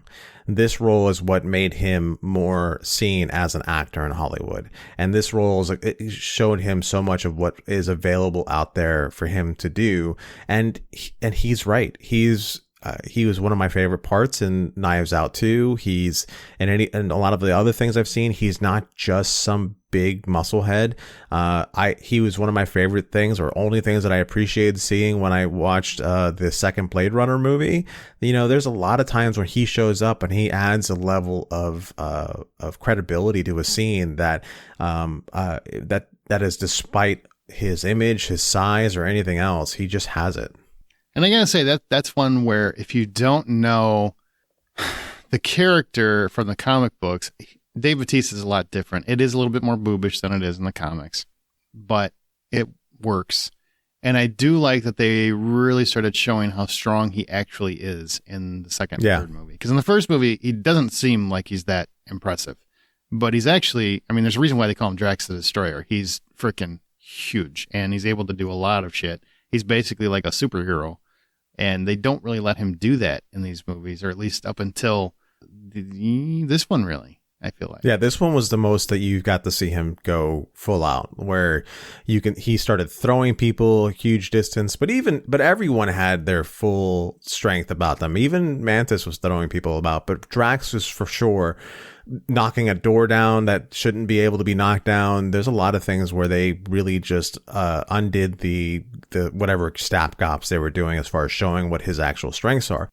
You know, in the story of telling what his actual strengths are, you know, they really told for Drax this great story. You know, you get to, in the first one, he is this character who lost his wife and a daughter. He is constantly searching for revenge, constantly going, you know, all he can think about is destroying Thanos. And the whole time we're like, okay, well, this guy is interesting, strong, fun, I guess, but he doesn't fit for some reason. There's just something really weird about him. And he comes full circle when he becomes a dad to all the kids. Mm-hmm. You know, you get to see who he used to be.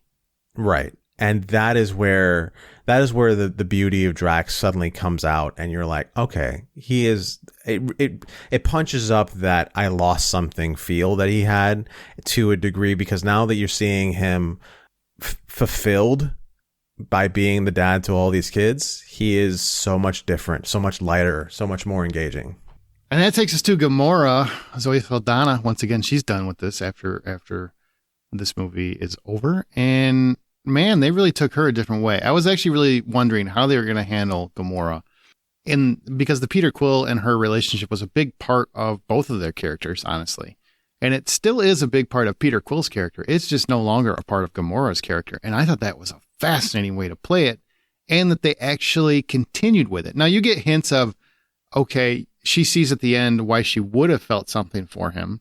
But on the same token, she remains the character she is. And I thought that was really well done and very surprising, because I thought for sure they were going to rectify it, retcon a bunch of stuff, and it was just basically going to be like, oh, we found love again. And that's not what happened, because they were in different places this time when they found each other. Yeah, absolutely. It was brave, I would say. You know, it seems like a weird thing to say is brave, but I think it's really brave to stick to your guns as to what would be more natural. Sticks to your James guns? What? I'm proud of that. Writing that down right now. Boom. To stick to your guns and keep it feeling more natural, a bit more realistic in what would happen. And also it goes against what the fans were actually wanting for Peter Quill. Completely. Everybody wanted this to end differently, I think. I mean, I did. Honestly, I think every character has a different ending than I wanted, except maybe Rocket. I'm going to agree with that. So what did you think about Gamora? I mean, in terms of how they handle it, she's basically the badass she was at the beginning of Guardians, and she's just staying the same character. You know, I'm going to say that this is one of those things that I missed the previous version of Gamora more, and they didn't utilize her as much in this one as they did in other movies. She was much more of a background character, and until they needed to bring her out, and I wanted to see more of her. I didn't necessarily need to see like a relationship between her and Peter, but her do more things would have been better. I agree with that. I do feel like she was underutilized. And it took a little bit too long. It actually took longer in this movie for her to really start to find her groove with the Guardians than it took in the first movie. And she wasn't much different of a character at that point. So I don't quite understand why it took so long. But Well, she was working with the Ravagers, Sure. I guess, and maybe that's what it is, because the thing we see with her ending is that she goes back to the Ravagers, and she goes back to, and you see that she has that family feeling with the Ravagers. So that she needed a family to begin with, and it was the first ones that picked her up as who she's going to attach to, apparently. Right. Yeah. Exactly. Well, hey, I'm just glad it didn't end on, number one, I'm glad Gamora doesn't need Peter Quill to complete her as a character. She's her own character, and she's doing her own thing. And also, Peter Quill learns to grow up. Speaking of, we're going to transfer to Peter Quill. You got Star-Lord. I would say arguably the star of the first two movies, but not the star of this one. Really, this is about Rocket. On the same token, he really gets a full arc. He gets to go back and see his grandpa. He's got that new Zune music. So he's got the new playlist. So we get some newer music, which is nice. Because remember, Yondu gave him a Zune that he found or something last movie. Mm-hmm. And he starts out really just a drunk idiot, and he's kind of ruining everything. And then once Rocket gets hurt, like, he just snaps back into place as I'm Peter Quill. I'm Star-Lord. That's my best friend. And the moments where he actually freaks out over Rocket Raccoon dying or potentially dying and saving him and doing whatever it takes to save him are probably my favorite Peter Quill moments of the entire, all the different plays, the movies he's done. Like, that was the most believable I feel Chris Pratt has been in this entire franchise, because I felt every ounce of him screaming, he's going to save him. I'm going to do whatever it takes. I'm saving my best friend. Okay, so when we meet Peter Quill, he loses his mom. He runs away. And it really is a story, as far as the galaxy, Guardians of the Galaxy, it really is a story about Star-Lord or Peter Quill running away from everything he ever had a problem with. We get to this point where he realizes that I just can't do this anymore. I can't run away anymore. He has lost everyone that ever mattered to him to such a degree that he can't lose one more person that means something to him. And that's why I really identified and really felt with that. I can't lose one more person. There's no way I'm going to let something happen to somebody. If it's in my power to do something, I'm going to do it. And I'm just not going to lose somebody that close to me. And I just felt it. I loved it. And it's a great ending or a great stop point for a character that really changed Chris Pratt's life. You know, this thing was exactly what Chris Pratt needed to get his career going again. And it's, you know, say what you will about him now. At the time, he really deserved it. I still think now he deserves it. And especially the way this character was, what we saw in this movie, you see the real range of what he is capable of. Yeah, I feel like, I mean, it was powerful. It really was powerful. There's a moment where he talks about everybody close to me dies. And he's just in absolute fear for Rocket to die. I think we all are at that point, right? Because I feel, especially with Yondu dying in the last one, I just feel like there's always a chance that James is going to kill somebody, which is kind of important, I think, if you got to have stakes. And, you know, I just felt like this is the last one. You already know Batista's leaving, you know, Saldana's leaving. So the worry is they're going to kill somebody off. And, you know, why not let it be Rocket? You know, you just didn't know. Or Peter Quill, for that matter. It was just, I think he handled it well. The stakes were working, and that played in his favor, but his emotional performance was really impressive, I thought. Especially for an actor that he's always fun. I always enjoy him, but I never think of him as like a real heavy dramatic actor. I just don't. I think here he really changed my mind in that respect. I feel like he handled it with class and with talent. Yeah, I totally agree. You know what I really loved is that moment when he's trying to get Yura to help him, and you know, Gamora is constantly going, she's not into you, and Nebula's constantly, Yep. she thinks you're an idiot, and he finally like sits there and talks to Yura and like, look, I think I can really just connect with everyone. I think I can really just get everyone to listen to our story. My best friend is dying. I'm trying to save them. I'm trying to do everything I can. And then she opens up the comms for him, and he's like, okay, and he just starts doing something else because he just wanted to take control of the whole system. Yeah, he's like, I'm not that stupid. I'm not that stupid. And then he gets up from the computer. He's like, I told you she was in me. That moment and the moment where they're in their spacesuits and he's trying to confess for his love to her, and they got the comms wrong, and they're going back and forth on the comm thing, and that was freaking hysterical. I was in tears on that one. Why didn't anyone tell me? Because we were just waiting for it to end. Okay, well, speaking of waiting for things to end, we get to the end. Every character kind of has their own path. We've got Gamora goes back to the Ravengers like you talked about with Kraglin. You've got Mantis goes off on her own journey, which I thought was interesting, especially since she just found out that she's Peter's sister from the holiday special.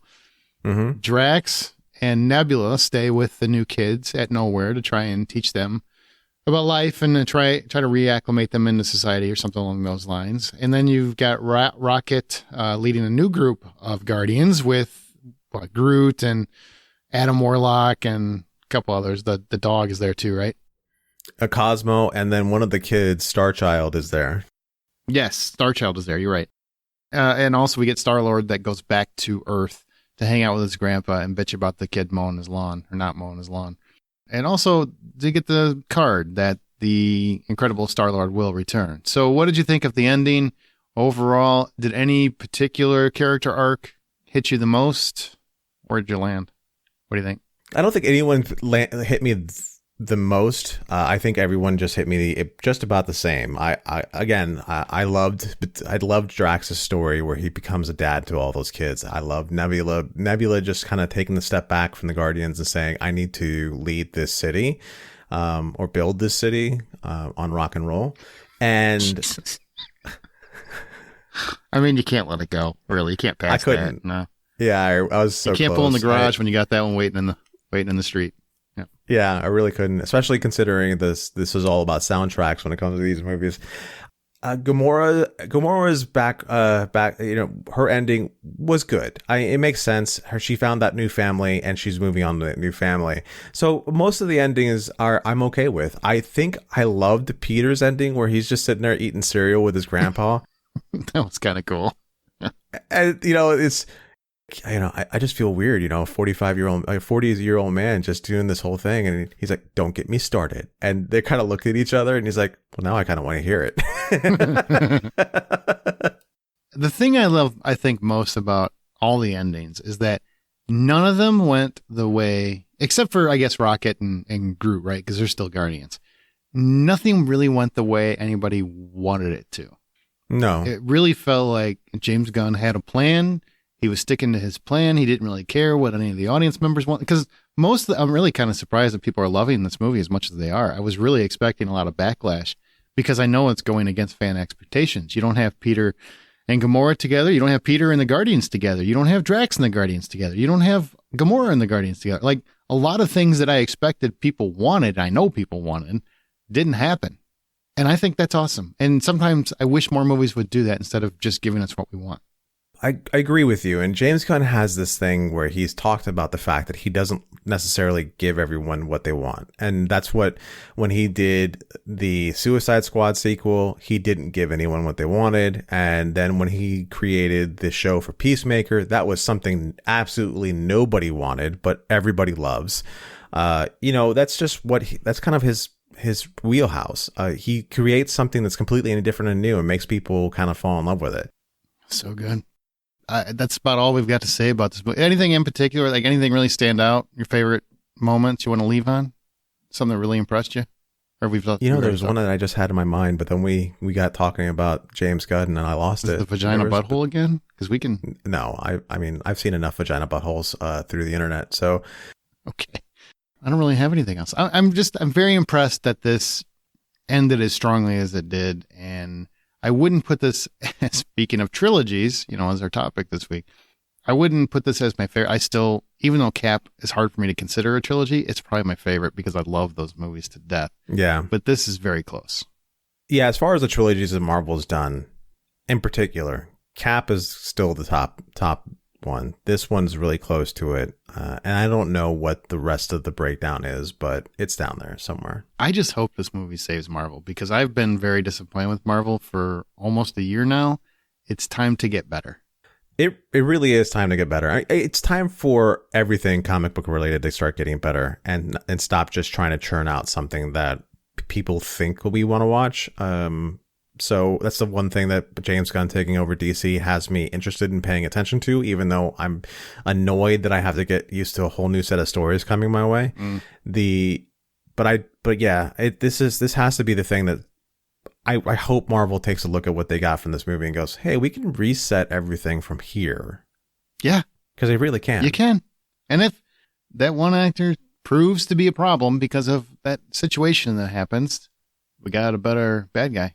I'm just letting you know. Yep. Better bad guy. This is a much better bad guy, Yeah, for sure. Sure is. But I hope we don't, I hope they figured it all out, because I'm sure they have a big story in mind, and we're going to get all these characters back. And would you watch a Guardians movie with that particular set of Guardians, by the way? Rocket and... It would be hard, but I would still watch it. I don't know if it would hold the same kind of oomph for me. I would watch it just out of the curiosity of it, but I don't have the same excitement over it, because the first batch, it's the same thing with the rest of the Marvel Universe. The first grouping was just lightning in a bottle, whereas anything after that, it's trying to replicate lightning in a bottle, and that's just next to impossible. Absolutely. That's going to do it. So we're going to head out of here. And remember, the next time you head to a theater or stream comfortably on your couch, buy popcorn.